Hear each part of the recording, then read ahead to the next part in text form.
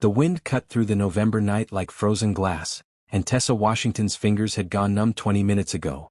She stood at the bus stop on 8th Avenue, her thin red jacket doing almost nothing against the cold that seemed to reach right into her bones.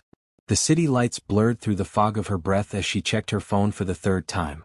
The bus was running late. Again. That's when she noticed him. A man sat on the metal bench, hunched forward with his arms wrapped around himself.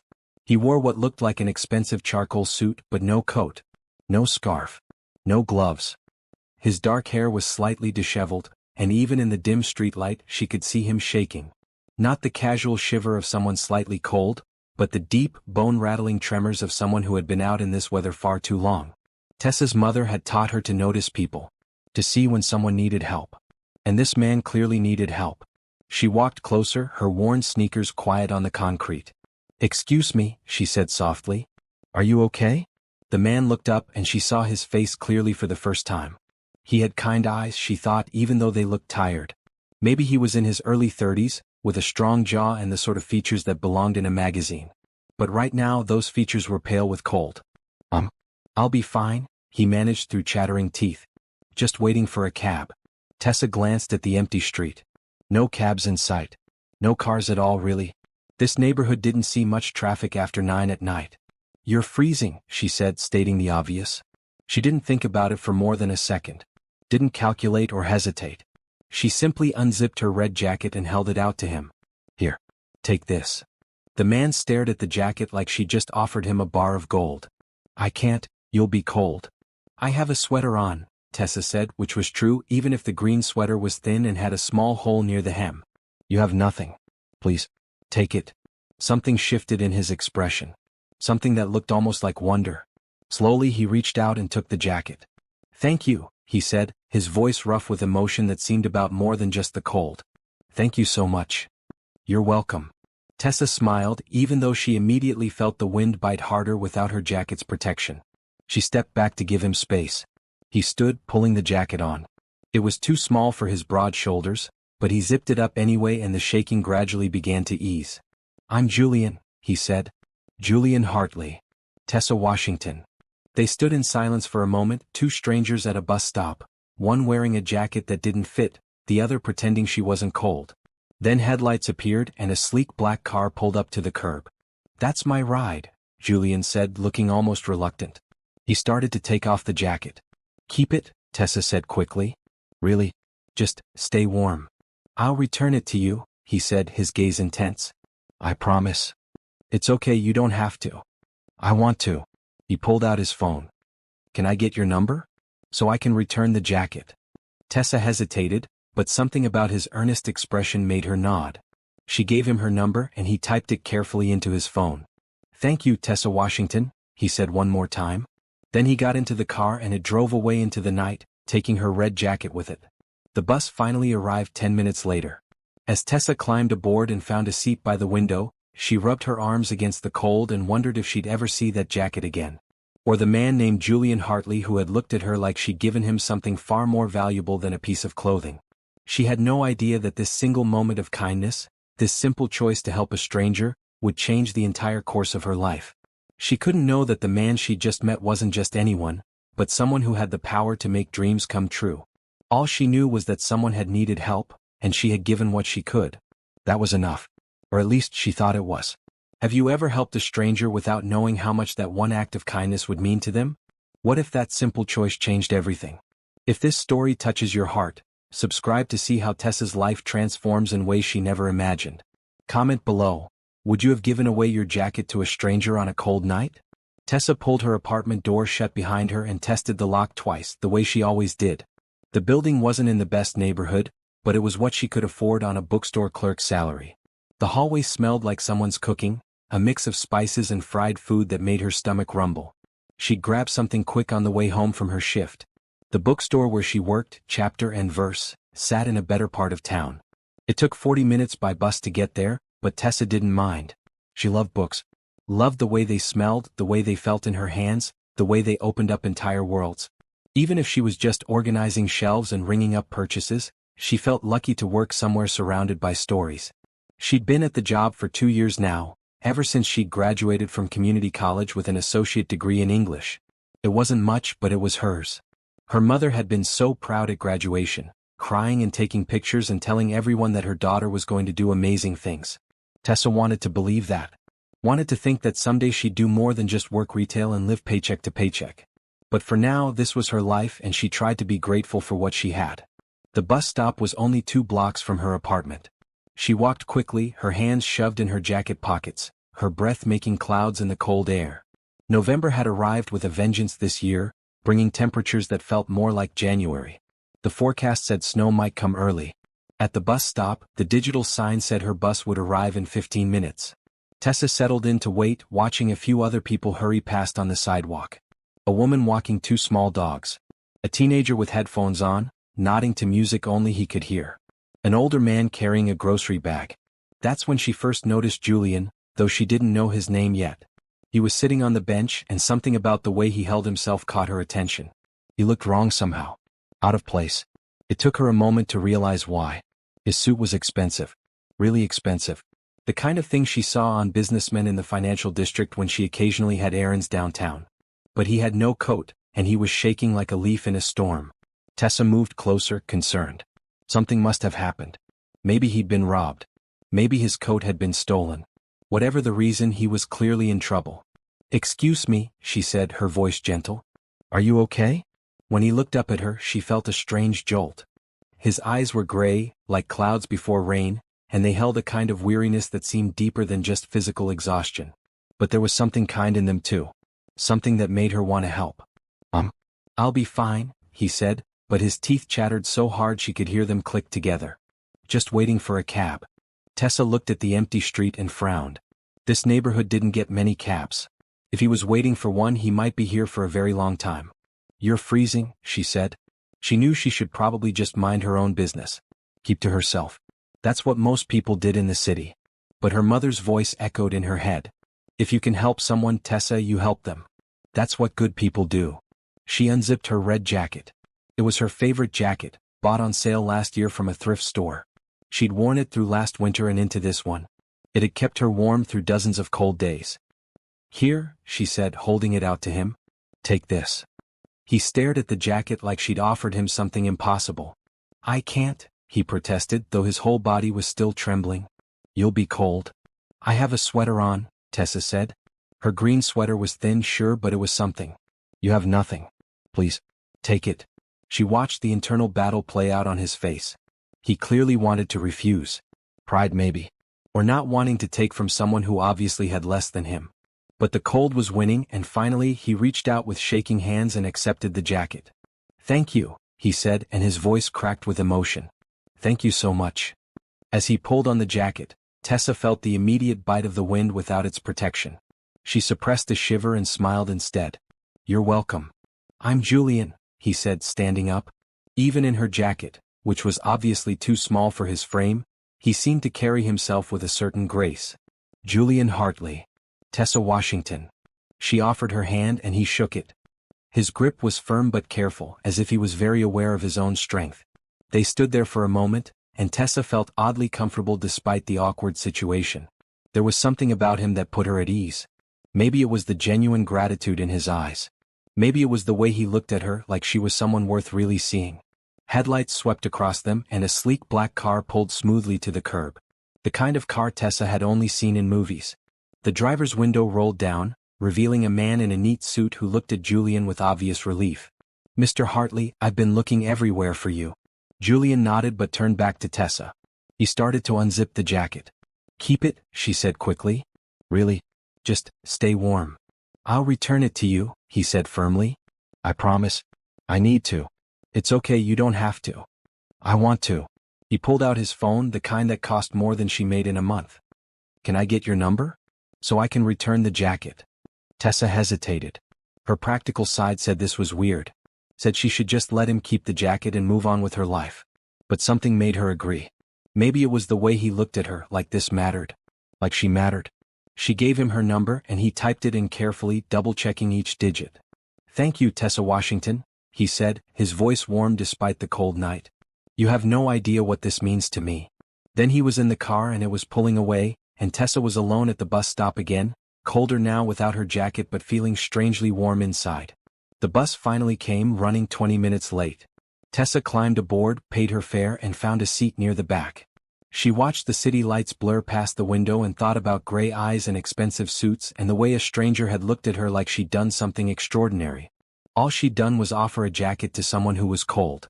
That was basic human decency. That was what anyone should do. But as the bus carried her home through the November night, Tessa couldn't shake the feeling that something had just changed. Something important had shifted in the universe, though she couldn't say what or how. She pulled out her phone and looked at her contact list, wondering if he'd really call.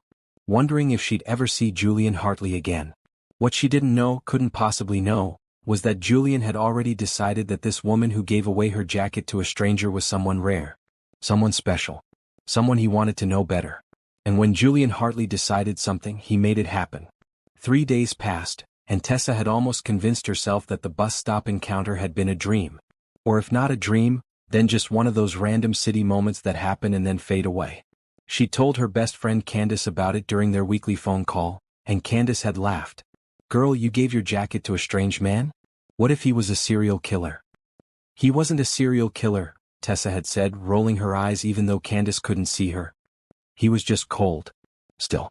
"You're too nice for this world, Tessa." Maybe she was. But she couldn't imagine being any other way. It was Thursday afternoon and the bookstore was quiet. Thursdays were always slow. Tessa had already reorganized the new arrivals display twice and was considering rearranging the classics section just to have something to do when the bell above the door chimed. She looked up from the register and felt her heart do a strange skip. Julian Hartley stood in the doorway, looking very different from the shivering man at the bus stop. He wore dark jeans and a blue button-down shirt under a black wool coat. His hair was neat, his face clean-shaven. He looked like he'd stepped out of a catalog. And he was holding her red jacket. "Hi," he said, his face breaking into a smile when he saw her.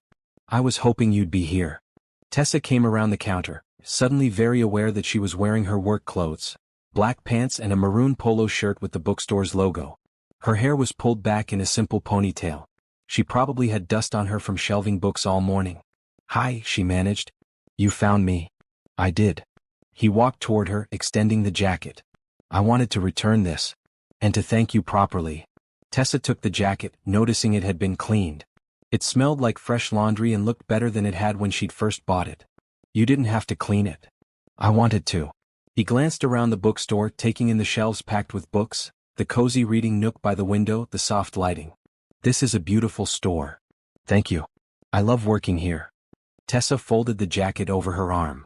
"So, how did you find me?" "You mentioned you worked at a bookstore when we were talking that night.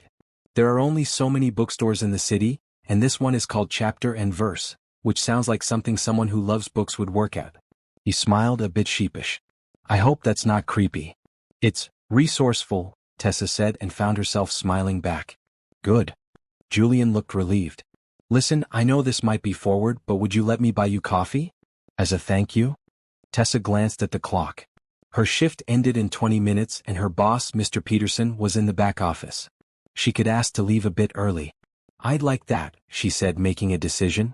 "Let me just check with my boss." Mr. Peterson, a kind man in his 60s who had owned the store for 30 years, waved her off with a smile. Go. We're dead anyway. Have fun." 10 minutes later, Tessa and Julian sat in the coffee shop 2 doors down from the bookstore. The cafe, called Brew Haven, was one of Tessa's favorite places. It had mismatched furniture, local art on the walls, and the best lattes in the neighborhood. Julian insisted on paying and Tessa accepted with a thank you. He got a black coffee. She ordered her usual, a vanilla latte with extra foam. They settled at a table by the window and for a moment neither spoke. Then Julian said, "Tell me about yourself, Tessa Washington." "What should I know?" Tessa laughed, caught off guard by the direct question.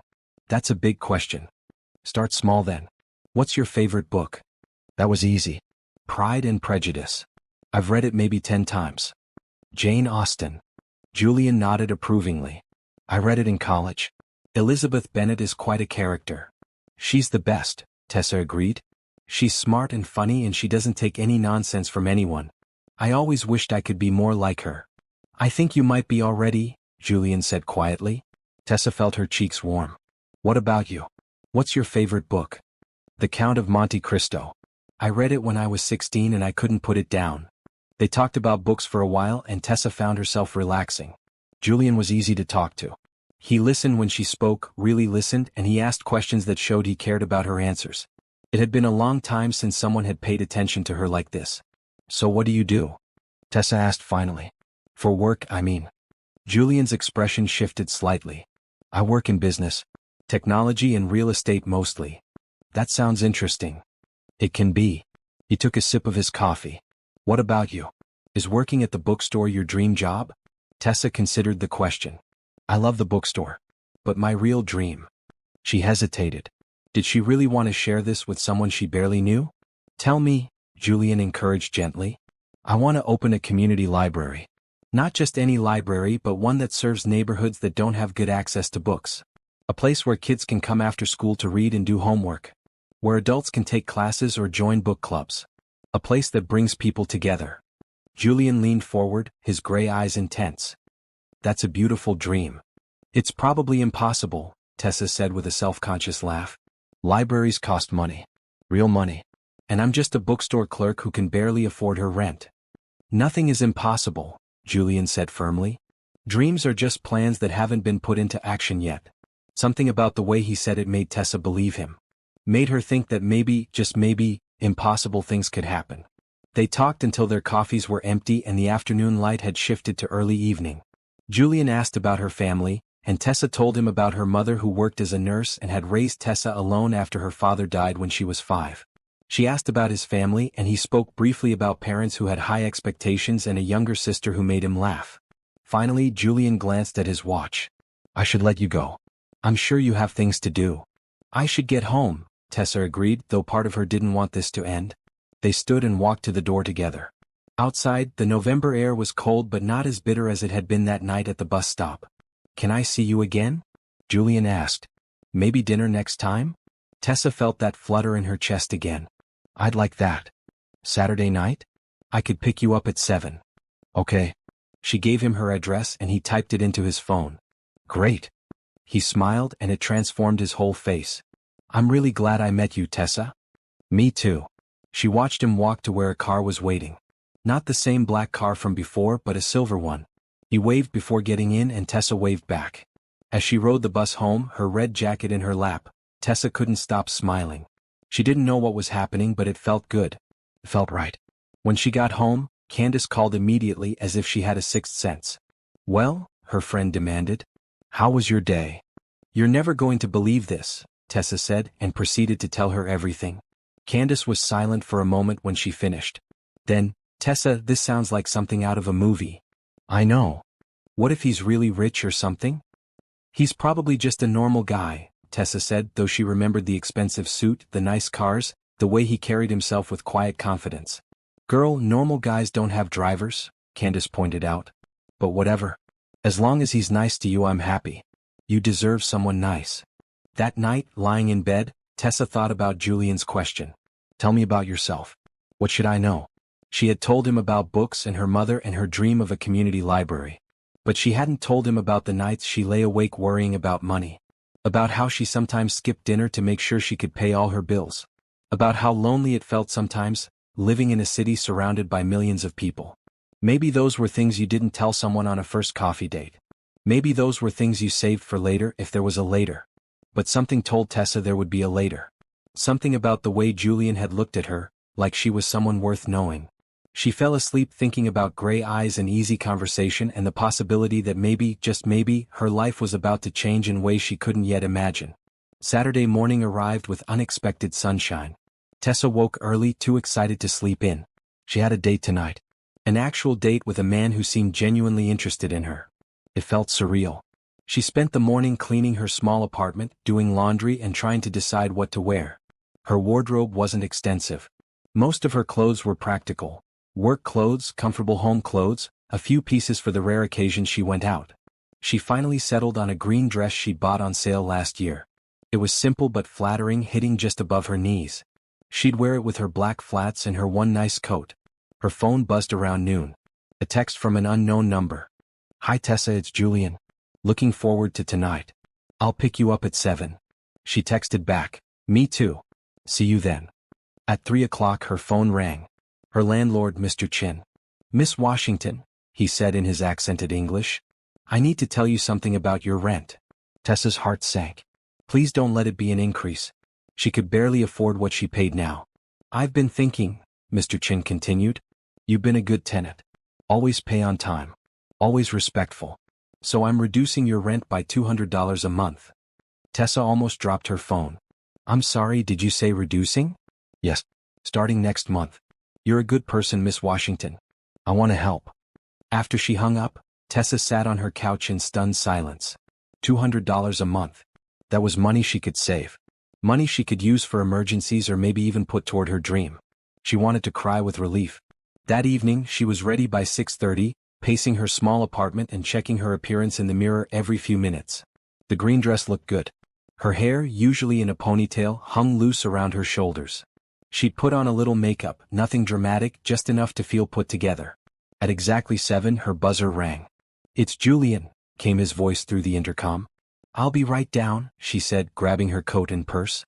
He was waiting in the lobby, and when he saw her, his face lit up. You look beautiful. Thank you. Tessa felt her cheeks warm. You look nice too. He wore dark slacks and a blue sweater that matched his eyes. He offered his arm and she took it, feeling like she'd stepped into a different life. The car waiting outside was the silver one from before. The driver opened the back door, and Julian helped her in before sliding in beside her. Where are we going? Tessa asked. There's a restaurant I think you'll like. Italian food. Is that okay? I love Italian food. The restaurant was called Rossini's in a part of town Tessa rarely visited.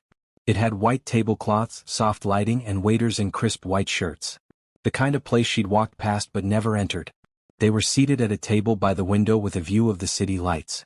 A waiter appeared immediately, offering menus and water. Would you like wine? Julian asked. Just water is fine, Tessa said.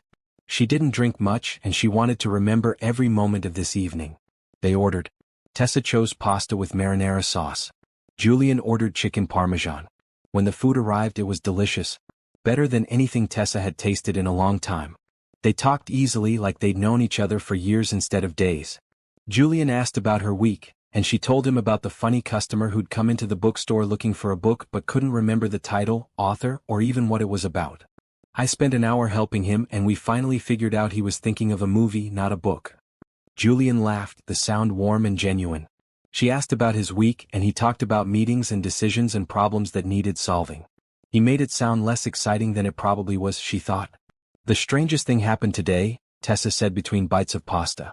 My landlord called to tell me he's reducing my rent. That is strange, Julian agreed. But good strange. Very good strange. I almost couldn't believe it. Things like that don't happen to me. Maybe your luck is changing, Julian said softly. After dinner, they walked along the nearby park. November evening was cold, but not unbearably so. Tessa pulled her coat tighter, and Julian stayed close as if to block the wind. I have to be honest with you, Julian said suddenly. That night at the bus stop, I was having the worst day of my life. Everything had gone wrong. I'd lost something important, made a mistake that cost my company a lot of money. I was questioning everything I'd built. And then you appeared and offered me your jacket, and it reminded me that there are still good people in the world. That kindness still exists. Tessa stopped walking and turned to face him. I'm glad I could help. You did more than help. Julian's gray eyes were serious. You reminded me why I do what I do. Why I started my company in the first place. It wasn't for money or power. It was to make things better. To help people. I'd forgotten that somewhere along the way. What kind of company do you have? Tessa asked. Technology and real estate. We develop software for education and build affordable housing. He smiled slightly. I promise I'm not being deliberately vague. I like that you don't know who I am. That you're here because you want to be, not because of what I can offer. I am here because I want to be, Tessa confirmed. You're easy to talk to. And you listen. That's rare. They walked in comfortable silence for a while, their footsteps echoing on the path. Then Julian said, Can I ask you something? Sure. Your dream about the community library. Have you done anything to make it happen? Tessa sighed. Not really. I've thought about it a lot. Planned it in my head. But actually doing it requires money I don't have and connections I don't have. It feels like something I can dream about but never actually do. What if I told you that dreams can become real if you're willing to accept help? What do you mean? Julian stopped walking and turned to face her fully. I want to help you. With your library. I want to make it happen. Tessa's breath caught. Julian, that's too much. Why? He asked simply. I have resources. You have a vision that could help a lot of people. Why shouldn't we work together? Because we barely know each other. Because it's too generous. Because you're not used to accepting help, Julian finished. I understand that. I was raised the same way. Pull yourself up by your bootstraps. Never take handouts. But here's what I've learned. Accepting help isn't weak. It's wise. And giving help isn't charity. It's investment in making the world better. Tessa wanted to argue. Wanted to say it was too much, too fast, too everything. But she heard her mother's voice in her head. When someone offers you a hand up, Tessa, you take it. Pride doesn't feed your soul. Are you serious? She asked quietly. Completely serious. Then, Tessa took a deep breath. Then yes, thank you. I accept your help. With gratitude. Julian's face broke into a huge smile. Good. We'll start planning next week. As they walked back to his car, Tessa felt like she was floating. This couldn't be real. Things like this didn't happen to people like her. But Julian's hand was warm in hers, and the city lights sparkled around them, and it was real. It was actually real. He drove her home, walking her to her building's door like a gentleman from another era. Thank you for tonight, Tessa said. For dinner and the walk and everything. Thank you for saying yes. To the date and to the library. He leaned in slowly, giving her plenty of time to move away if she wanted. But she didn't want to. She leaned in too, and their lips met in a gentle kiss that made her heart race. When they pulled apart, both of them were smiling. Good night, Tessa. Good night, Julian. She watched him drive away before going inside. In her apartment, she leaned against the door and let herself process everything that had just happened. A wonderful date. A perfect kiss. And a billionaire who wanted to help her build a library. Except she didn't know he was a billionaire yet. That revelation was still to come. What Tessa knew was that her life was changing. That kindness and hope and the simple act of offering a jacket on a cold night had opened a door to something beautiful. And for the first time in a long time, Tessa let herself believe that good things could happen. That dreams could come true. That maybe she deserved all of this. She fell asleep that night with a smile on her face and hope in her heart.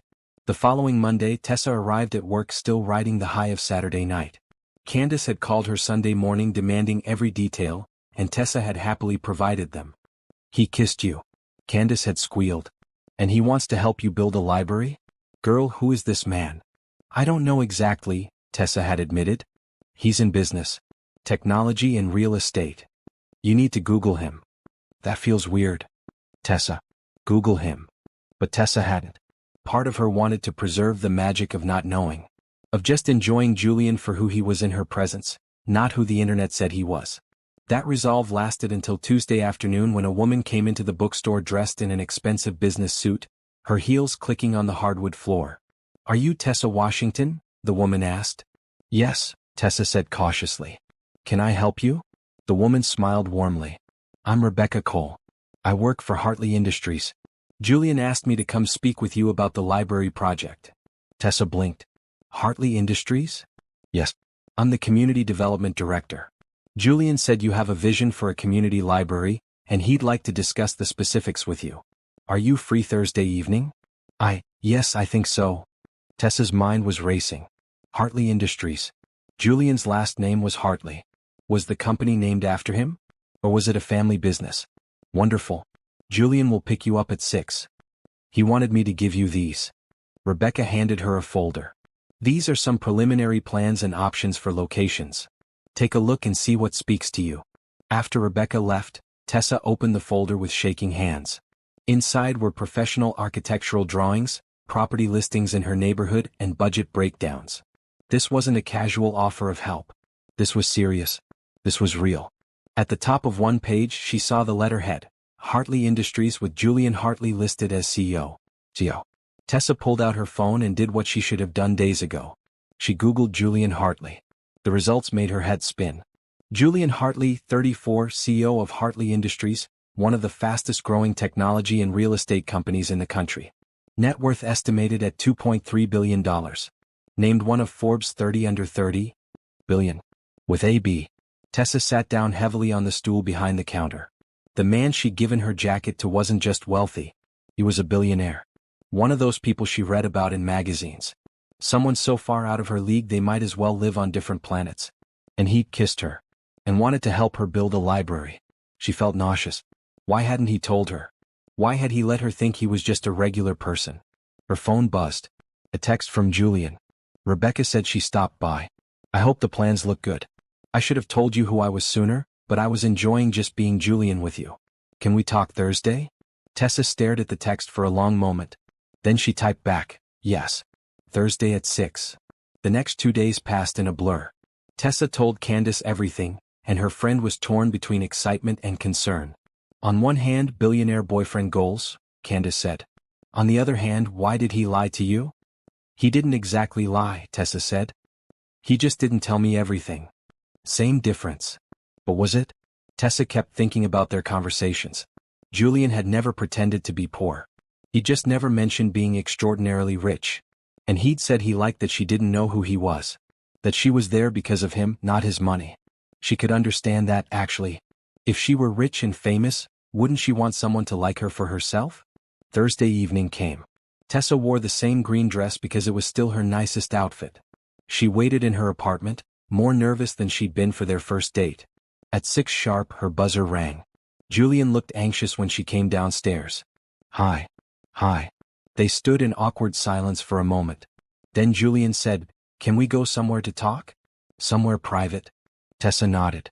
They got into his car, and he directed the driver to take them to what turned out to be his penthouse apartment downtown. The elevator opened directly into his home. Floor-to-ceiling windows showed the entire city spread out below. The furniture was modern and expensive-looking but somehow still comfortable. Art hung on the walls, the kind that probably cost more than Tessa made in a year. Wow, she said softly. Yeah. Julian rubbed the back of his neck. I should have prepared you better. Should have told you sooner. Why didn't you? He walked to the windows looking out at the city. That night at the bus stop, I'd just come from the worst business meeting of my life. I'd made a decision that cost my company millions. I'd disappointed people who trusted me. I'd walked out of the building without my coat because I needed air, needed to think, and I just kept walking until I ended up at that bus stop miles from my office. Tessa moved to stand beside him. And then I showed up. And then you showed up. And you offered me your jacket without knowing who I was or what I could give you in return. You just saw someone who needed help and you helped. Do you know how rare that is in my world?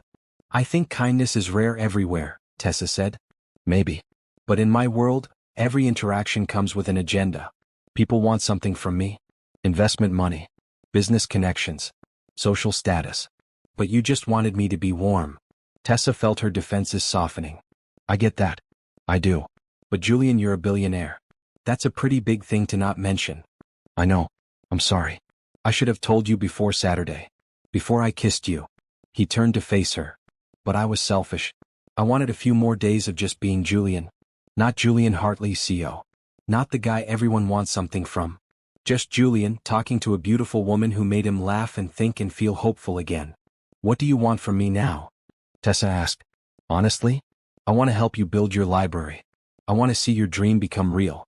And I want to keep seeing you if you'll let me. But Tessa, I need you to understand something important. What? I'm not offering to help you because I'm expecting something in return. I'm not trying to buy your affection or impress you. I'm offering because your vision is beautiful and important, and because I have the resources to make it happen. Please don't say no because of pride or fear or because you think you don't deserve it. Tessa thought about her mother's words again. Accept help when it's offered. Accept kindness. My mom used to say that when someone offers you a hand up, you take it, she said slowly. She said pride doesn't feed your soul. Your mom sounds like a wise woman. She is. Tessa took a deep breath. Okay. Yes. Let's build the library together. And yes, I want to keep seeing you too. Julian's relief was visible. Thank you. But Julian? No more secrets. If we're doing this, being in each other's lives, I need you to be honest with me. About everything. Deal? He held out his hand and she shook it. Then they both laughed at the formality of it and the tension broke. Are you hungry? Julian asked. I can order food. Or I can cook, though I should warn you my cooking skills are limited. You cook. I make a decent grilled cheese sandwich. Tessa grinned. That sounds perfect. They ended up in his enormous kitchen, and Julian proved that his grilled cheese skills were indeed decent. They ate at the counter talking about the library plans, and Tessa felt the ease between them returning. "I've been thinking about locations," Julian said, pulling up a map on his tablet. "There are 3 properties in your neighborhood that could work. This one used to be a community center. This one was a school. And this one is just an empty lot where we could build from scratch." Tessa studied the options, her excitement growing. "The old community center. That one has good bones. And it's right in the heart of the neighborhood where kids could walk there safely. I thought you'd like that one." Julian made a note. "We can schedule a tour for this weekend if you're free." "I'm free." They spent the next hour going through details. Budget. Timeline. Programs they could offer. Julian took notes, asked questions, and treated her ideas with the seriousness they deserved. "You know what I love about this?" he said at one point. "What?" "You're not intimidated by any of this. You have a vision and you're not backing down from it just because the numbers are big or the scope is large." "Should I be intimidated?" Tessa asked. "Most people would be. But you see the end result. The kids reading books. The adults learning new skills. The community coming together. You see the why behind the how, and that's what makes you special." As the evening wound down, Julian called his driver to take Tessa home. At her door he kissed her again, softer this time, sweeter. "Thank you for giving me another chance," he said. "Thank you for being honest. Always. From now on, always." That night, lying in bed, Tessa processed everything. Julian was a billionaire. He wanted to build her library. He wanted to be with her. It was overwhelming and terrifying and wonderful all at once. But beneath all the complicated feelings was something simple and true. Julian was a good person. Wealth hadn't made him arrogant or cruel. He used his resources to help others. And he'd been vulnerable enough to admit he just wanted to be seen for who he was, not what he had. Tessa could understand that. She'd spent her whole life being underestimated because she didn't have money or connections. She'd wanted people to see her for who she was too. Maybe that's what made them work together. They both understood what it meant to be invisible in different ways. And they both wanted to matter for the right reasons. As she drifted off to sleep, Tessa felt grateful. For the jacket she'd offered on a cold night. For the twist of fate that had brought Julian into her life. For the courage to accept help when it was offered. Her mother had been right. Pride didn't feed your soul. But hope did. And love, in whatever form it took, always found a way. Saturday morning arrived with the first snow of the season, light flurries that made the city look softer and cleaner. Tessa met Julian at the old community center, a brick building that had sat empty for 3 years. Rebecca Cole was there too, along with an architect named George Patterson and a contractor named Luis Rodriguez. They all shook hands, and Tessa felt grateful that Julian had assembled a team to help make this happen. The building was bigger than Tessa had expected. 2 stories with large rooms that could be converted into reading areas, classroom spaces, and a computer lab. The bones were good, though it clearly needed work. "The roof needs replacing," Luis said, making notes on his clipboard. "Plumbing and electrical will need updating. But the structure is solid." George pulled out blueprints and started explaining possibilities. "We could open up this wall here to create a large main room. Add floor-to-ceiling bookshelves. Create a children's section with low shelves and cozy reading nooks." Tessa walked through the empty space, her mind filling with images. Children sitting on beanbags reading picture books. Teenagers doing homework at tables. Adults attending GED classes or book clubs. A place that smelled like books and coffee and possibility. "What are you thinking?" Julian asked, coming to stand beside her. "I'm thinking it's perfect," Tessa said, her voice thick with emotion. "I can see it all so clearly. Then let's make it happen." Over the next few weeks, the project moved forward with surprising speed. Julian's team was efficient and dedicated. George finalized designs. Luis began demolition and renovation. Rebecca worked on permits and community outreach. And Tessa was involved in every decision. She chose paint colors: warm yellows for the children's section, soft blues for the main reading room, deep green for the study areas. She selected furniture: comfortable chairs, sturdy tables, bean bags, and bright colors. She started building a collection, accepting book donations and purchasing new titles. Julian took her to meetings with his board of directors, introducing her as the library's founder and director. The board members were impressed by her vision and commitment. One woman, Patricia Myers, offered to fund an annual scholarship program for local students.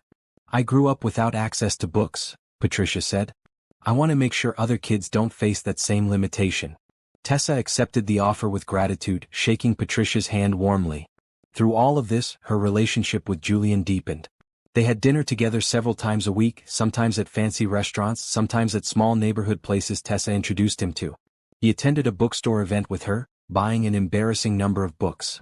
She went to a charity gala with him, wearing a beautiful blue dress he'd insisted on buying for her. "You can't show up to these things in your work clothes," he'd said gently when she protested. "Let me do this for you." And Tessa had learned to say yes, to accept help, to recognize that Julian gave because he wanted to, not because he expected anything in return. One evening about 6 weeks after they'd met, they sat in his penthouse after dinner. Snow fell outside the floor-to-ceiling windows, making the city lights blur and sparkle. "Can I ask you something?" Tessa said. "Anything." "That night at the bus stop, you said you'd lost something important. What was it?" Julian was quiet for a moment. "My perspective, I think. I'd been so focused on profits and growth and beating competitors that I'd forgotten why I started Hartley Industries in the first place. My parents were immigrants. They worked 3 jobs between them to give my sister and me opportunities. When I made my first $1 million, I promised myself I'd use that money to help other families like mine. But somewhere along the way I got caught up in the game of business. Making more money just to make more money. And now I remember. You reminded me." He took her hand. "Every time I see you light up talking about the library, I remember why wealth matters. It's not about having the biggest house or the fanciest car. It's about having the power to make real change in people's lives." Tessa squeezed his hand.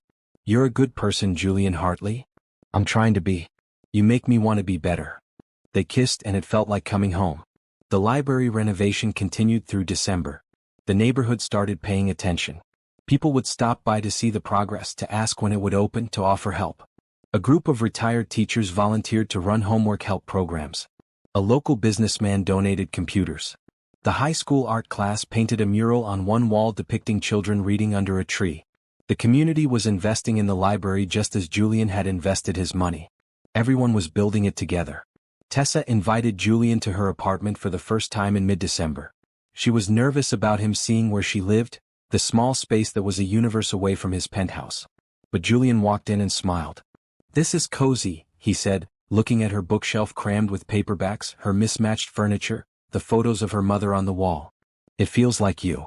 They made dinner together in her tiny kitchen, Julian following her instructions for spaghetti and meatballs. They ate at her small table, knees touching, and talked about everything and nothing. "My mom wants to meet you," Tessa said. "She's heard all about you in the library. I'd love to meet her. She's very protective. She'll probably interrogate you. I look forward to it." The next week, Tessa brought Julian to Sunday dinner at her mother's house in Queens. Angela Washington was a strong woman in her late 50s, with graying hair and eyes that saw everything. She welcomed Julian warmly, but Tessa caught the assessing looks her mother gave him throughout the meal. After dinner, while Tessa was in the kitchen getting dessert, she heard her mother's voice from the living room. "You care about my daughter?" "Very much, Mrs. Washington." "Good. Because she's special. She has the biggest heart of anyone I know, and if you hurt her, you'll answer to me. I don't care how much money you have." "I understand. And I promise I'll never hurt her intentionally. She means everything to me." When Tessa returned with the pie, both Julian and her mother were smiling. Her mother gave her a subtle nod of approval, and Tessa felt warmth spread through her chest. After they left, in the car heading back to the city, Julian said, "I like your mom. She likes you too. That interrogation means she approves." "Good. Because I intend to be around for a long time." Tessa felt her heart skip. Yeah. As Christmas approached, the library was nearly finished. The shelves were being installed. The furniture was being delivered. Books were being cataloged and organized. It was really happening. Tessa had decided to name it the Washington Community Library, after her mother. When she told Angela, her mother cried. "You don't have to do that, baby. I want to. You taught me to help others. You taught me that knowledge is power. This library exists because of those lessons." Julian threw a small Christmas party at his penthouse, inviting Tessa and the entire library team. Rebecca brought her husband. George brought his wife. Luis brought his teenage daughter. Patricia Myers came with her partner. They toasted to the library's success, to community, to dreams becoming reality. Late in the evening, Julian pulled Tessa aside onto his private terrace. The city sprawled below them, decorated with Christmas lights. "I have something for you," he said, pulling out a small box. Tessa's heart raced. The box was too big for a ring, thank goodness. They weren't ready for that yet. Inside was a key on a silver chain. "It's the key to the library," Julian explained. "I had it made special. It's yours, Tessa. Your dream. Your creation. I just helped make it possible." Tessa felt tears prick her eyes. "Julian, thank you. For everything. Thank you for letting me be part of it. For accepting my help. For seeing me as Julian, not just as a billionaire." They stood together in the cold December air, the city lights twinkling around them, and Tessa felt grateful for a cold November night, a bus stop, and a decision to offer her jacket to a stranger. That one act of kindness had changed everything. And it was only the beginning. The Washington Community Library opened its doors on January 15th, a cold but clear Saturday morning. The neighborhood turned out in numbers that exceeded Tessa's hopes. Families, teenagers, elderly residents, everyone came to see the transformation of the old community center. The building looked beautiful. Fresh paint, new windows, a hand-painted sign above the door that read Washington Community Library, where stories come alive. Inside, the shelves were full of books organized by category. The children's section had colorful murals and cozy reading nooks. The main room had comfortable chairs and tables perfect for studying. The computer lab gleamed with new equipment.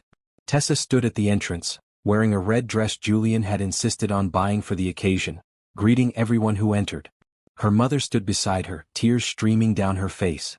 "I'm so proud of you, baby," Angela whispered. Julian had invited local press, and several reporters wandered through taking photos and conducting interviews. But he stayed in the background, letting Tessa have the spotlight. At noon, they held an official ribbon-cutting ceremony. The local councilman, Marcus Henderson, gave a speech about community investment. Patricia Myers spoke about the importance of education access. And then Tessa took the microphone. "This library exists because a lot of people believed in it," she said, her voice steady despite her nerves. "But it really exists because of one person's kindness." Julian Hartley could have used his resources for anything. But he chose to invest in this neighborhood, in this dream. "And I will spend every day making sure that investment pays off by changing lives, one book at a time." The crowd applauded. Julian smiled at her from the second row, and she felt her heart swell with affection for him. After the ceremony, people flooded in. Children ran to the picture books. Teenagers claimed spots at the computers. Adults browsed the fiction section. The retired teachers who'd volunteered started homework help sessions. The coffee station Julian had insisted on installing stayed busy all day. By the time they closed at 6, over 300 people had visited. Tessa was exhausted but elated. "It's a success," Rebecca said, hugging her. "An absolute success." That night, Julian took Tessa to dinner at a quiet restaurant to celebrate. She was too tired to go anywhere fancy, so they went to a neighborhood Italian place where the food was good and the atmosphere was relaxed. "You did it," Julian said, raising his glass of water. "You created something beautiful." "We did it," Tessa corrected. "I couldn't have done it without you. You would have found a way. Maybe it would have taken longer, maybe it would have looked different, but you would have made it happen. That's who you are." Over the next few weeks, the library became the heart of the neighborhood. Kids came every day after school. Book clubs formed. English language classes started for recent immigrants. Job search workshops helped people update resumes and practice interviews. Tessa hired 3 part-time staff members to help run things. She trained volunteers. She built relationships with local schools and community organizations. The library became more than just a place to borrow books. It became a gathering place, a safe haven, a center of hope. Julian was proud of her, she could see it in his eyes every time he visited. And he visited often, sometimes just to bring her coffee, sometimes to help shelve books, sometimes to sit quietly and read while she worked. Their relationship continued to deepen. They spent most evenings together now, either at his place or hers. They talked about everything: childhood memories, future dreams, their hopes and fears. Tessa met Julian's sister, Natalie, a sharp-witted lawyer who immediately liked Tessa. "You're good for him," Natalie told Tessa over lunch one Saturday. "He smiles more now. Seems lighter. That's because of you." In February, Julian asked Tessa to attend a business gala with him. It was a major event, with influential business leaders from across the country attending. "I want you there with me," Julian said. "I want everyone to see the woman who inspires me." Tessa felt nervous but agreed. Julian took her shopping, and they found a stunning blue gown that made her feel like royalty. Her mother helped her with her hair and makeup, creating an elegant updo that showed off Tessa's features. The gala was at a grand hotel ballroom. Crystal chandeliers hung from the ceiling. Round tables covered in white linens filled the space. A live orchestra played soft music. Everyone wore tuxedos and designer gowns. Tessa felt out of place for about 5 minutes. Then Julian took her hand and said, "You're the most beautiful woman here. Just be yourself. That's all I need." So she did. She smiled and shook hands and made conversation. When people asked what she did, she told them about the library with passion and pride. Several business leaders seemed genuinely interested, asking questions about the programs and impact. One woman, CEO of a major publishing house, pulled Tessa aside. "I'd like to donate books to your library. 1,000 titles of your choosing.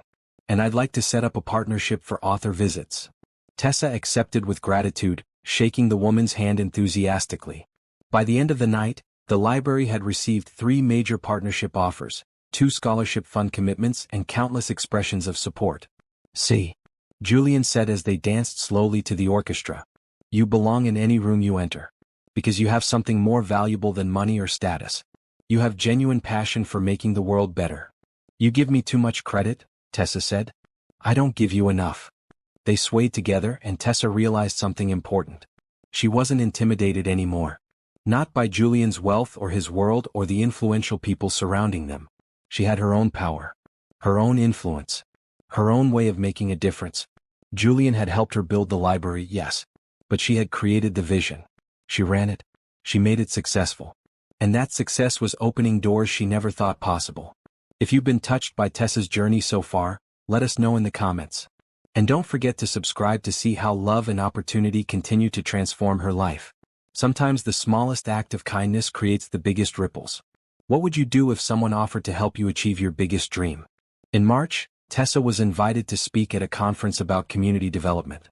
She almost declined, feeling unqualified, but Julian encouraged her.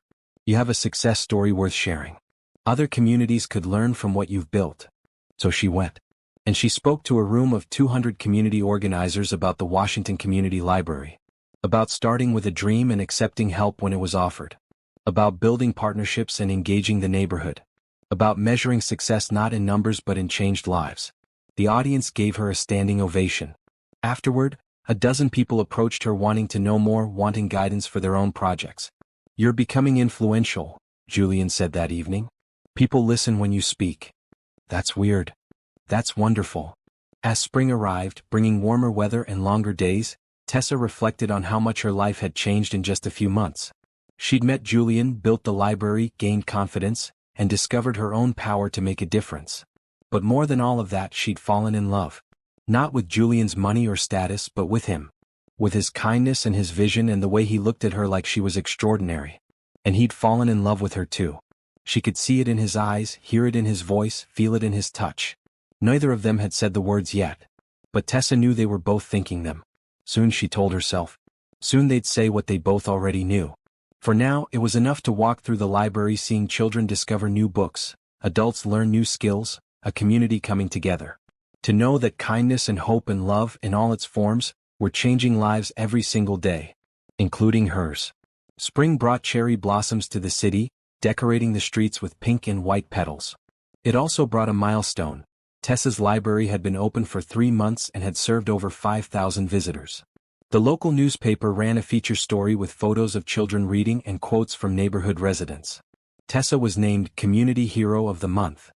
Her mother bought 20 copies of the newspaper and sent them to relatives. Julian framed 1 copy and hung it in his office at Hartley Industries. "My girlfriend, the community hero," he told his executives during a board meeting, pointing to the article. "This is what real success looks like." Tessa didn't know he'd done that until Natalie mentioned it over coffee.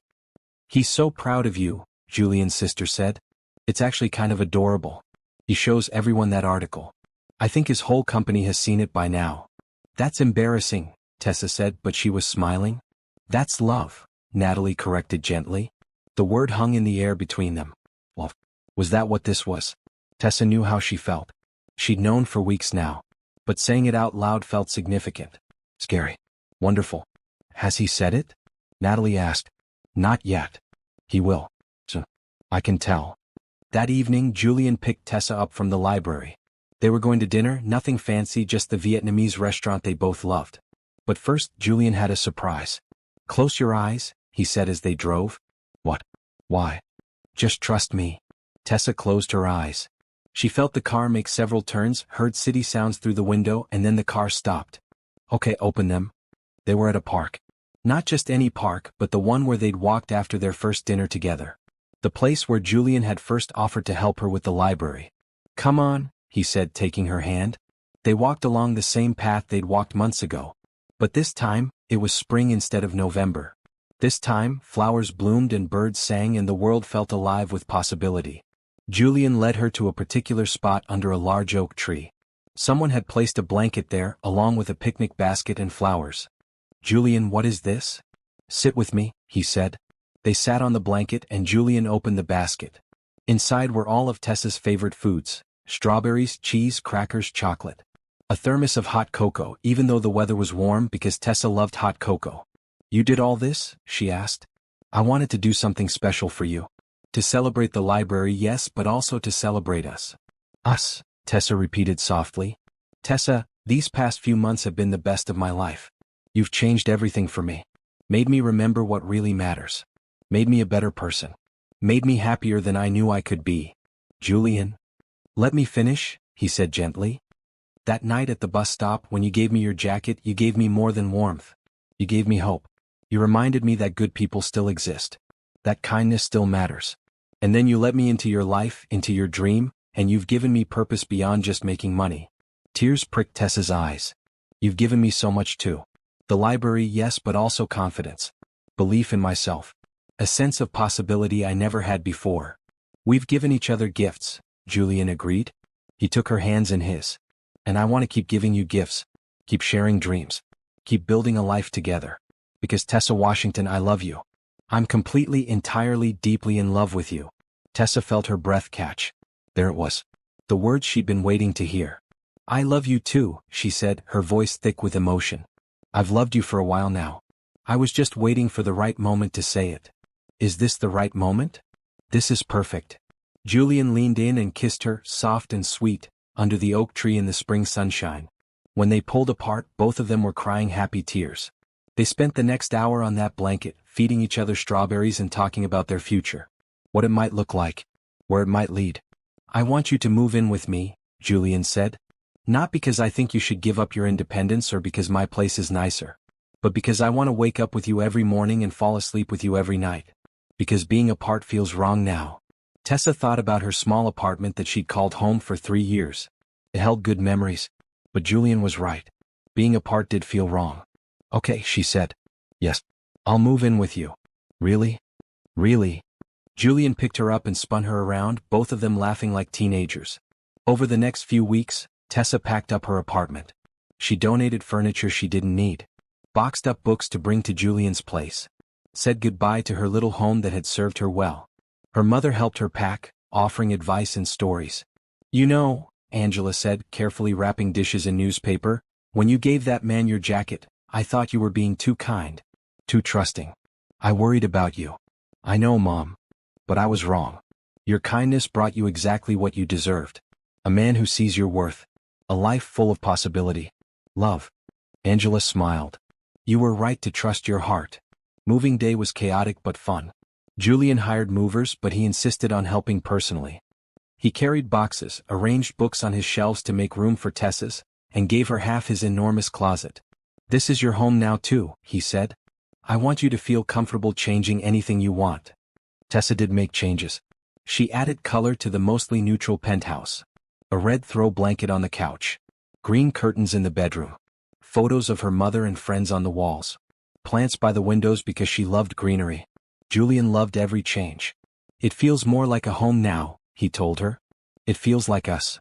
Living together was an adjustment, but a happy one. They learned each other's routines. Tessa discovered Julian was an early riser who liked to work out at dawn.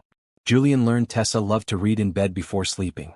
They navigated bathroom schedules and closet space and whose turn it was to cook. But mostly they just enjoyed being together. Coming home to each other.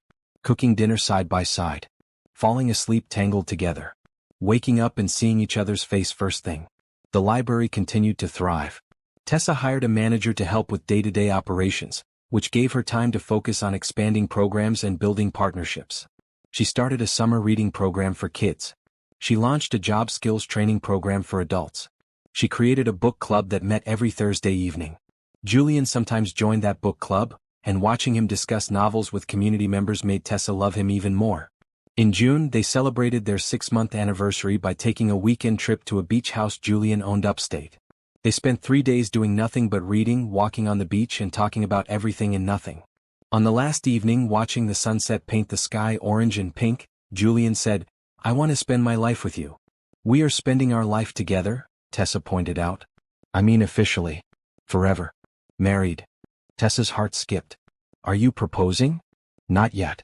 But I'm telling you my intentions. When I do propose, I want you to know it's coming from a place of absolute certainty. I know you're the one. I've known since that night at the bus stop, if I'm honest." "I know you're the one too," Tessa said softly. Yeah. They held each other as the sun set and the waves crashed against the shore, and Tessa felt peace settle over her. This was her life now. Love and possibility and dreams coming true. She'd offered a jacket to a stranger and he'd offered her the world. She'd accepted. And it was the best decision she'd ever made. By August, the Washington Community Library had become so successful that Tessa faced a good problem. They were running out of space. The building that had seemed enormous 6 months ago now felt crowded during peak hours. "We need to expand," she told Julian over breakfast one morning. "But I don't know how. We're using every inch of the building." Julian poured her more coffee, thinking, what if we opened a second location? In another underserved neighborhood? Tessa's eyes widened. Could we do that? Why not? You've proven the model works. You've got community support, partnerships with schools and organizations, volunteers ready to help. Why not replicate it? The idea excited and terrified Tessa in equal measure. Running one library was challenging enough. 2 seemed almost impossible. But Julian believed in her. And she'd learned to believe in herself. They started planning. Rebecca helped identify potential neighborhoods. George drew up preliminary designs. Patricia Myers offered to increase her scholarship fund to cover both locations. "This is what investment looks like," Patricia told Tessa at a planning meeting. "You take something successful and you grow it. You're creating a model that could eventually expand across the entire city." The second library would be called the Angela Washington Branch, honoring Tessa's mother. When Tessa told Angela, her mother couldn't speak for 5 minutes. She just cried and hugged Tessa tight. "You're going to change so many lives, baby," Angela finally managed. "I'm so proud of you."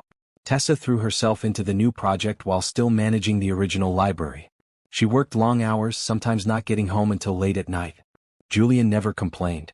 He brought her dinner when she worked late. He rubbed her shoulders when she was stressed. He reminded her to take breaks when she pushed herself too hard. "I don't want you to burn out," he said one night, finding her still working at 11 p.m. "The library is important, but your health is more important." "I know. I just want to make sure everything is perfect." "It will be. You know why? Because you're running it." His faith in her never wavered. Even when Tessa doubted herself, Julian's certainty kept her grounded. In September, the Angela Washington Branch held its grand opening. The turnout was even bigger than the first library. This neighborhood had been waiting for something like this, and residents showed up in force to support it. Tessa gave a speech thanking everyone who'd made the library possible. But she saved her biggest thanks for her mother. "Angela Washington taught me that education is power. That knowledge changes lives. That everyone deserves access to information and opportunity, regardless of their economic situation. This library carries her name because it carries her values. Mom, this is for you." Angela stood and waved to the crowd, tears streaming down her face. The audience gave her a standing ovation. After the ceremony, local news crews interviewed Tessa. One reporter asked, "What's next for the Washington Community Libraries?" Tessa glanced at Julian, who nodded encouragingly. "We're already planning a third location. And eventually, we hope to have a library in every underserved neighborhood in the city." The interview aired that evening and Tessa's phone exploded with messages. Community organizers from other neighborhoods wanted to know how they could get a Washington library. City officials reached out about potential partnerships.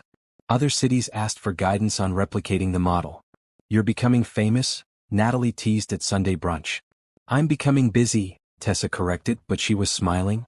That night, exhausted but happy, Tessa curled up on the couch with Julian. They'd ordered takeout and were watching a movie, though Tessa kept dozing off. "You're tired," Julian observed. "I'm content," Tessa corrected. "There's a difference." "Are you happy?" Julian asked seriously. Really happy? Not just with the library but with everything. Tessa sat up and looked at him. Julian, I've never been happier in my life. I have work that matters. I have your support. I have love. What more could I possibly want? I just want to make sure. Because your life has changed so much in such a short time. I want to be sure it's what you really want, not just what happened to you. Tessa took his face in her hands. Listen to me. That night at the bus stop, I gave you my jacket because I saw someone who needed help. I had no idea it would lead to all this. But every single thing that's happened since then, every opportunity, every success, every moment with you I've chosen. I've said yes. I've accepted with gratitude. This isn't just what happened to me. This is the life I've chosen to build. Julian kissed her forehead. I needed to hear that. Why? Because I'm going to ask you something important soon, and I need to know you're choosing this life, not just going along with it. Tessa's heart raced. Julian? Not yet, he said with a smile. But not yet. In October, the two libraries held a joint book fair fundraiser. Local authors came to speak. Food trucks set up outside. Musicians performed. It was part celebration, part fundraiser, part community event. Over 2,000 people attended. The libraries raised enough money to fund operations for 6 months. Standing in the middle of the crowd, watching children run between booths with new books in their hands, watching adults browsing the used book sales, watching the community come together, Tessa felt overwhelmed with gratitude. Julian found her and took her hand. This is amazing. This is everything I dreamed of. And more. You did this. You made this happen. We made this happen, Tessa corrected. Together. Together, Julian agreed. Always together. As autumn deepened and the leaves turned gold and red, Tessa felt like her life had found its rhythm. She ran the libraries with confidence. She lived with Julian in love and partnership. She visited her mother weekly. She maintained her friendship with Candace. She balanced work and personal life better than she ever had. Everything felt right. Everything felt perfect. She should have known that perfect moments don't last forever. Because change was coming. A challenge was approaching. And Tessa would have to make a choice that would test everything she believed about love, trust, and her own worth. But for now, in these golden October days, she was simply happy. And that was enough. November arrived, bringing cold winds and the 1-year anniversary of the night Tessa met Julian at the bus stop. They planned to celebrate quietly, just the two of them, with dinner at the restaurant where they'd had their first date. But the week before their anniversary, something unexpected happened. Tessa was at the original library organizing a new shipment of books, when a man in an expensive suit walked in. He was maybe 40, with silver streaks in his dark hair and an air of authority that made people step aside. Tessa Washington? He asked, extending his hand. I'm Richard Brennan. I wondered if I could speak with you privately. Tessa shook his hand, confused. Do I know you? No, but you know Julian Hartley. I'm a business associate of his. Could we talk in your office? Something about his tone made Tessa uneasy, but she led him to the small office at the back of the library. Richard sat across from her desk, looking around at the simple space. Congratulations on your success here, he said. 2 libraries in less than a year. That's impressive. Thank you. What can I do for you, Mr. Brennan? I'll be direct. I'm concerned about Julian. About his recent decisions regarding resource allocation. I don't understand. Richard leaned forward. Julian has invested substantial amounts in these libraries. Money that could have been used for other projects. More profitable projects. His board is starting to question his judgment. Tessa felt her stomach tighten. Julian never told me any of that. Of course he didn't. He's in love with you. Love makes people do foolish things. Richard pulled out a folder. I've done some research on you, Tessa. You're a good person. You really do care about helping people. But you have to see the reality of the situation. What situation? Julian started dating you right after these libraries became public projects. His company's image improved significantly. Positive press. Community awards. Social responsibility recognition. Richard slid the folder across the desk. It's all in there. The correlation between his relationship with you and his company's public perception. Tessa didn't want to open the folder, but she did. Inside were news articles, financial reports, social media analytics. All showing that Julian's public image had indeed improved dramatically since he'd started the library project and since photos of him and Tessa together started appearing in local papers. What are you saying? Tessa asked, though she was afraid she already knew. I'm saying that it's quite convenient. The struggling business mogul meets the charitable bookstore clerk. He helps her achieve her dreams. They fall in love. It's a great story. Great publicity. But Tessa, you have to ask yourself, is it real? Or is it just good business? That's ridiculous. Julian wouldn't. Wouldn't he? Richard stood. Look, I'm not saying he's a bad person. I'm saying he's a businessman. And businessmen use the resources available to them. You're a resource. A valuable one.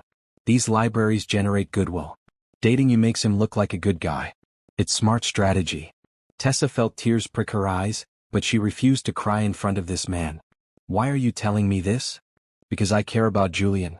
We've been competitors for years, yes, but I respect him. And I think this charade is beneath him. He's going to blow up eventually. Better to end it now before more damage is done. He pulled out a check and placed it on her desk. This is for you. $500,000. Take it. Walk away. Let Julian focus on his real work instead of this public relations project. Tessa stared at the check. $500,000. More money than she'd seen in her entire life. Get out, she said quietly. Tessa, be reasonable.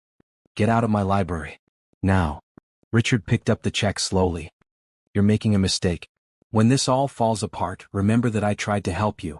After he left, Tessa sat in her office for a long time, staring at the folder. Her hands shook. Her mind raced. She wanted to dismiss everything Richard had said as lies. The bitter words of a jealous competitor. But doubt had taken root. A small, poisonous seed that whispered questions. What if he's right? What if Julian just sees you as good publicity? What if this whole year has been a strategy? She thought about all the times Julian had introduced her to important people. How he'd always made sure photographers were nearby. How he'd framed that newspaper article in his office. How his company's image had improved so dramatically. No, that couldn't be right. Julian loved her. He'd said so. She'd felt it. But what if she'd been fooling herself? What if she'd been so eager to believe in a fairy tale that she'd missed the reality? Tessa picked up her phone to call Julian, then put it down. She needed to think. To process. To figure out what she believed. She left the library early, telling her staff she wasn't feeling well. At home in the penthouse, she walked through the rooms she'd come to think of as hers. The couch where she read every evening. The kitchen where they cooked together. The bedroom where they fell asleep tangled together. Was any of it real? Julian came home at 6, carrying flowers. Hey beautiful, I thought we could. Tessa? What's wrong? She was sitting on the couch, the folder on the coffee table in front of her. Richard Brennan came to see me today, she said. Julian's face went pale. What did he want? To tell me the truth about us. About why you're really with me. Her voice cracked. About how I'm just good publicity for your company. Tessa, no. That's not. Julian sat down across from her. That's not true. Whatever he told you, it's not true. Then explain these. She gestured to the folder. Explain why your company's image improved so much after we started dating. Explain why you always made sure there were photographers. At our events. Explain why you framed that newspaper article about me in your office where everyone could see it. Those things happened, yes, but not for the reasons you're thinking. Julian reached for her hands, but she pulled away. Tessa, please. Let me explain. So explain. Julian took a deep breath. Yes, the libraries have been good for my company's image. Yes, dating you has made me look like a better person in the public eye. Those are facts. But they're not the reasons for any of it. The libraries exist because you dreamed them and I had the resources to help. I introduced you to important people because I wanted them to see what you'd created. I framed that article because I'm proud of you. Not because it helps my business, but because I love you. How do I know that's true? Because I'm going to prove it to you. Julian stood and went to his home office. He came back with legal documents. These are the transfer papers for both libraries. I had them drawn up last month. I was going to give them to you on our anniversary, but I'll show you now. I'm signing both buildings over to you. Full ownership. They're yours. No conditions. No strings attached. Even if you walked out that door right now and I never saw you again, those libraries would still be yours. Tessa stared at the papers. Why would you do that? Because they're your dream, not mine. Because I was only ever supposed to help you build them, not own them. And because I need you to know that my love for you has nothing to do with business or publicity or anything except the fact that you're the best person I've ever met. Richard offered me $500,000 to leave you. Julian's jaw clenched. Did you take it? Of course not. I told him to get out. Why? Because. Tessa felt tears finally fall. Because even with all this doubt, even with all these questions, I know one thing for certain. I love you. I love you so much it scares me. And I don't want his money. I don't want anything except for this to be real. Julian crossed to her and pulled her into his arms. It's real, Tessa. It's the most real thing in my life. That night at the bus stop, when you gave me your jacket, I wasn't thinking about publicity or business strategy. I was thinking that I'd just met someone extraordinary. Someone kind and generous and beautiful inside and out. Everything that's happened since then, every moment we've shared, it's all been real. How do I know Richard won't be right? How do I know this won't all fall apart? Because I'm going to ask you something right now and I want you to really hear me when I ask it. Julian pulled back and looked into her eyes. Tessa Washington, will you marry me? Tessa's breath caught. What? I was going to do this at dinner on our anniversary.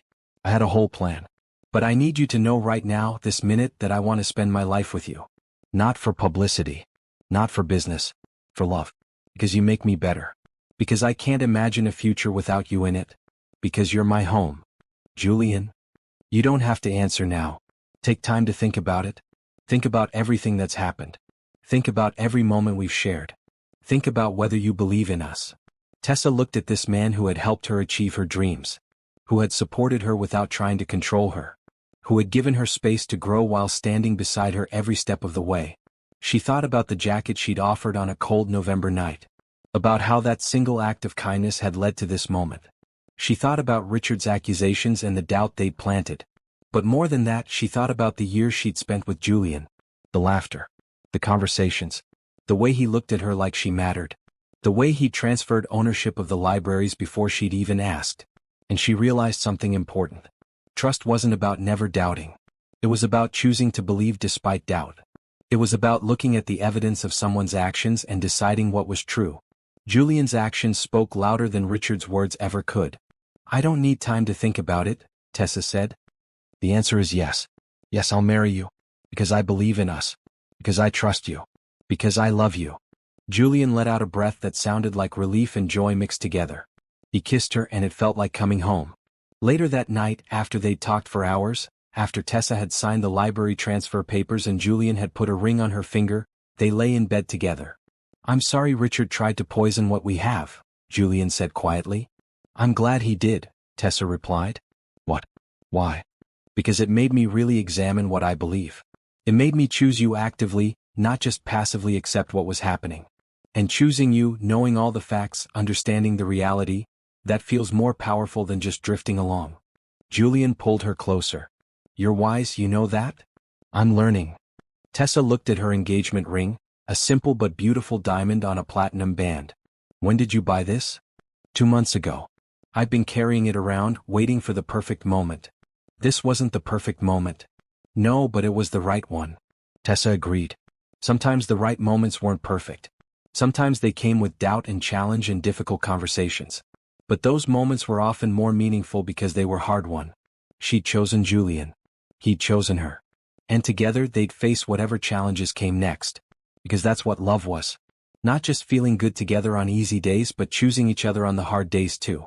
And this, Tessa realized, was just the beginning of their story together. The Washington Community Libraries celebrated their 1-year anniversary with a city-wide event. All 3 libraries, the third having opened just last month, hosted readings, workshops, and celebrations. Over 5,000 people attended throughout the day.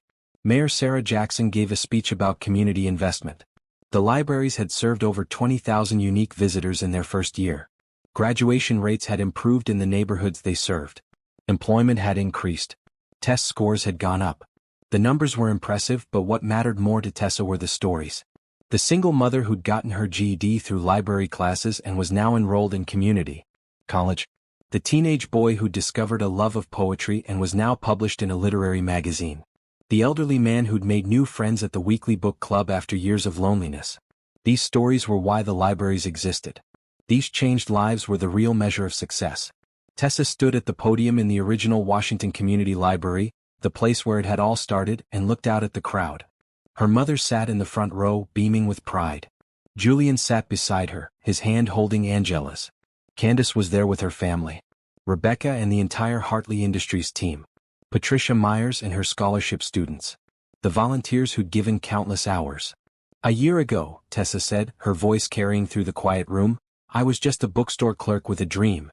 I wanted to create spaces where everyone, regardless of their economic situation, could access books and knowledge and community. I thought it was an impossible dream. But then I learned something important. She paused, catching Julian's eye. He smiled at her encouragingly. I learned that impossible is just another word for not yet possible. I learned that kindness opens doors. That accepting help isn't weakness but wisdom. That believing in yourself is the first step to achieving anything. And I learned that when you build something with love and hope and purpose, the community will rise to support it. The audience applauded. Tessa waited for quiet before continuing. These libraries belong to all of us. They exist because so many people believed in the vision and contributed their time, money, and energy. They're here because a community decided that knowledge and connection matter. And they'll continue to exist and grow because we're all committed to making them succeed. She glanced down at her engagement ring, still new enough to catch her eye. I've been asked what's next for the Washington libraries. The answer is we keep growing. We keep serving. We keep changing lives. Because that's what we do. That's who we are. More applause. Tessa stepped down from the podium and people rushed to congratulate her. She shook hands, accepted hugs, posed for photos. Julian found her in the crowd and pulled her aside. You were amazing. I'm exhausted, she admitted. This has been the longest, best day. Come on. I have one more surprise for you. They slipped out the back door and Julian's driver was waiting. 20 minutes later, they were at the park where Julian had first told Tessa he loved her. The same oak tree. The same spot. But this time it wasn't just the two of them. Under the tree stood their families and closest friends. Candace and her husband. Natalie and her girlfriend. Angela, wiping tears from her eyes already. Mr. Peterson from the bookstore. Rebecca and George and Louise. And standing in front of them all was a minister Tessa recognized from her mother's church. Julian, what is this? He took her hands. Tessa Washington, I know we're already engaged. I know we were planning a wedding for next year. But I realized something today watching you give that speech, seeing how much you've accomplished, how much you've grown. I don't want to wait. I want to marry you right now. Today. If you'll have me. Tessa looked at the people gathered under the tree. Everyone she loved most in the world. They were all smiling, all crying happy tears, all waiting. You planned this? She asked. Your mom helped, Julian admitted. And Candace. And Natalie. Everyone here knows how we feel about each other. Everyone supports us. So why wait? Let's start our forever today. Tessa thought about the plan they'd made. The big wedding next fall. The venue they'd booked. The months of preparation still ahead. Then she thought about what she'd learned this year. That plans change. That the best moments are often unplanned. That saying yes to opportunity, to help, to love was always the right choice. Okay, she said, laughing through tears. Yes, let's do this. Let's get married right now. The ceremony was simple and perfect. Tessa wore the blue dress she'd worn to the library event. Julian wore his suit. They stood under the oak tree where he'd first told her he loved her, and they promised to love each other forever. Angela cried through the entire ceremony. Candace served as maid of honor, though she kept laughing and saying, I can't believe you're doing this. Natalie stood up with Julian, grinning like the cat who'd gotten the cream. When the minister said, You may kiss your bride, Julian pulled Tessa close and kissed her like it was the first time and the 1000th time all at once.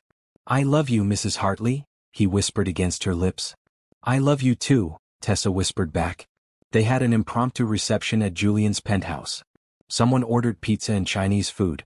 Someone else brought champagne. They danced to music from someone's phone. They laughed and told stories and celebrated love in all its messy, beautiful glory. Late that night, after everyone had left and it was just Tessa and Julian alone in their home, they stood at the floor-to-ceiling windows looking out at the city. We're married, Tessa said, still trying to make it feel real. We're married, Julian confirmed. How do you feel? Happy, scared, excited, complete. She turned to face him. A year ago I gave you my jacket because you were cold. I never imagined it would lead to this. To marriage and libraries and a completely different life. Do you regret it? Any of it? Not for a second. Tessa meant it. Yes, the journey had been overwhelming sometimes. Yes, she'd faced doubts and challenges. But every choice had been hers to make and she'd chosen love. Chosen hope.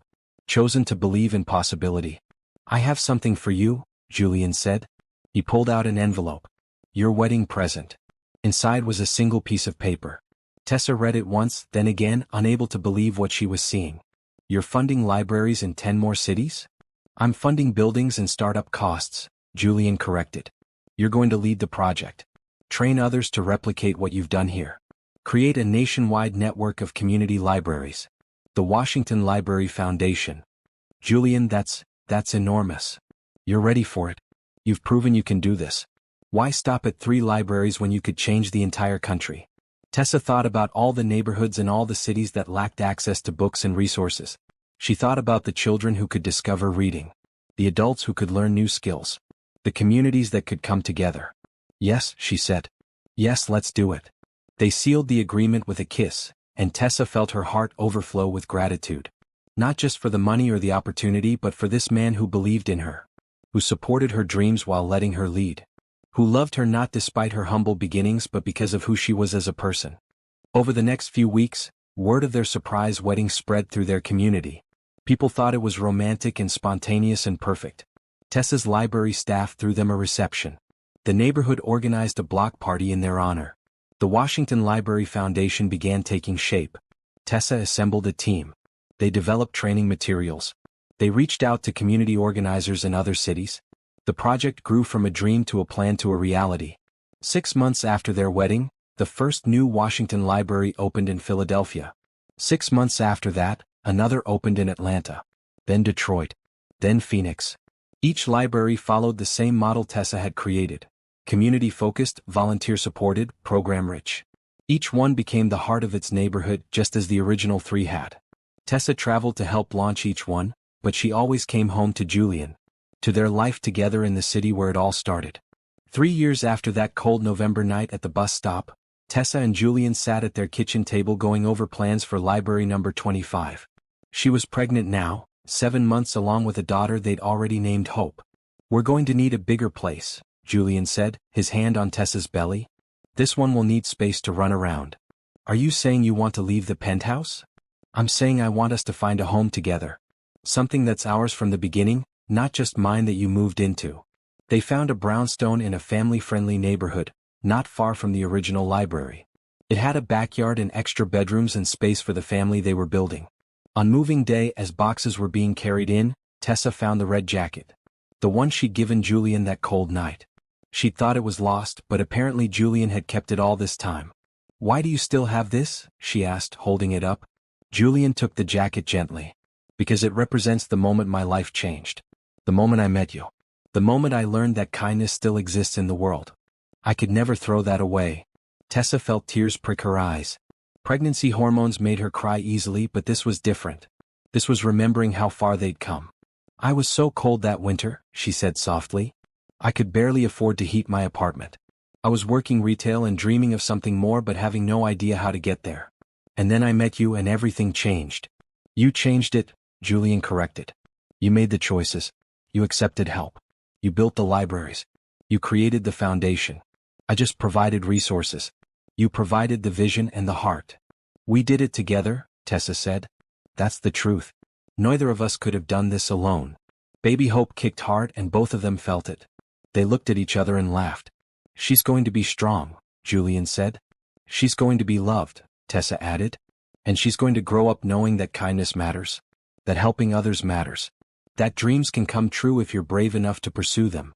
As the sun set on that moving day, painting their new home in golden light, Tessa thought about the journey that had brought her here. A bus stop. A jacket. A choice to help a stranger. That one act of kindness had changed everything. Had opened doors she'd never imagined. Had brought her love and purpose and a life beyond her wildest dreams. But more than that, it had taught her something important. Kindness creates ripples. One act of compassion can start a chain reaction that changes countless lives. She'd given a jacket to a cold stranger. That stranger had helped her build libraries. Those libraries had served thousands of people. Those people had gone on to help others. And now libraries were opening across the country, creating more ripples, helping more people, spreading more kindness. It was a beautiful cycle. An endless loop of good begetting more good. And it had all started with a simple choice on a cold November night. To see someone who needed help. To offer what she could. To believe that kindness mattered. Tessa had spent her whole life being told that people like her didn't get fairy tales. That poor girls from modest backgrounds didn't end up with billionaires. That dreams stayed dreams. But she'd learned something different. She'd learned that kindness is its own reward. That helping others creates connections that can change your life.